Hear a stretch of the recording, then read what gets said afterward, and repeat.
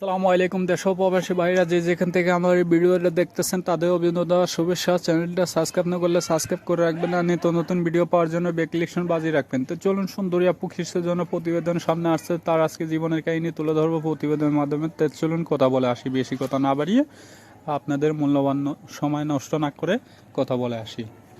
আসসালামু আলাইকুম। ওয়ালাইকুম সালাম। আসসালামু আলাইকুম। ওয়ালাইকুম সালাম। আপু কেমন আছেন? আলহামদুলিল্লাহ ভালো আছি, আপনি কেমন আছেন?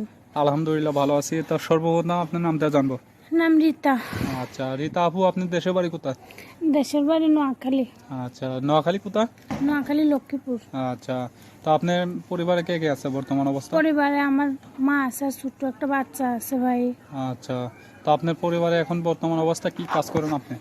আমি কাজ করি ভাই, মানুষের বাসাতে কাজ করি। বাচ্চাটারে নিয়ে, অসুস্থ বাচ্চা তো, বাচ্চাটারে নিয়ে মানুষের বাসাতে কাজ করে অনেক কষ্ট করে চলতে হয় ভাই। আচ্ছা, তো আপনার স্বামী কোথায়? স্বামী কোথায় আপনার? স্বামী ডিভোর্স দিয়ে চলে গেছে ভাই। আচ্ছা, তো পরবর্তীতে আপনার স্বামী আপনাকে দাবি করবে নাকি না আপনার বাচ্চাকে দাবি করবে? না, কিভাবে দাবি করবে? আমাদের তো ডিভোর্স হয়েছে আজকে প্রায় 2 বছর হয়ে গেছে। বাচ্চাটারে নিয়ে মানুষের বাসাতে। বাচ্চার বয়স কত? বাচ্চার বয়স 1 বছর ভাই। আচ্ছা, তো বিয়ে বসছিলেন কি আপনি রিলেশন করে না পালিয়ে যে না আপনার পরিবারে?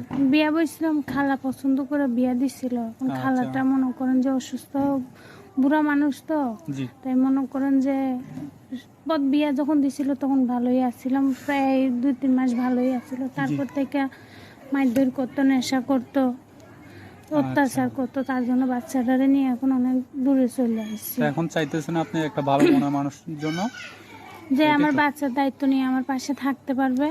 আমি টাকা পয়সা বাড়ি গাড়ি চাই না ভাই, বুঝছেন? শুধু চাই একটা সুন্দর একটা মনের মানুষ যে আমার বাচ্চার দায়িত্ব নিয়ে আমার পাশে থাকতে পারবে, আমার অসুস্থ বাচ্চাটা সুস্থ করতে পারবে, তাই ওইরকম একজন মানুষ চাই। আচ্ছা, তো দর্শক ভাইদের উদ্দেশ্যে আর কিছু বলবেন?